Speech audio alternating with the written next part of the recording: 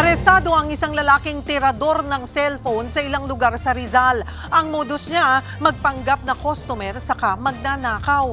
Nasa frontline ng balitang yan, si Dave Abuel, exclusive. Patanong-tanong pa ang lalaking ito pero hindi naman pala siya bibili dahil ang pakay niya talaga ay ang cellphone sa mesa.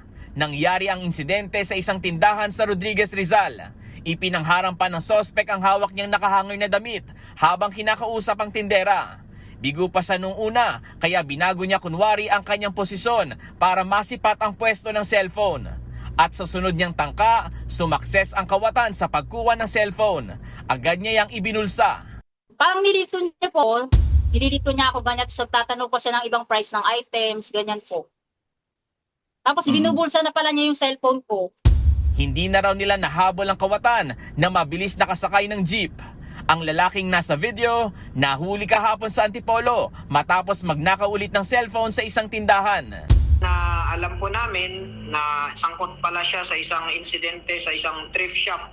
Nalaman lang po namin ito sa isang Facebook page po. Kunwari nagtatanong-tanong siya, is bigla niya pong in-upload yung cellphone ng ating mga biktima at kumaripas po ito agad ng takbo papalayo doon sa phone shop.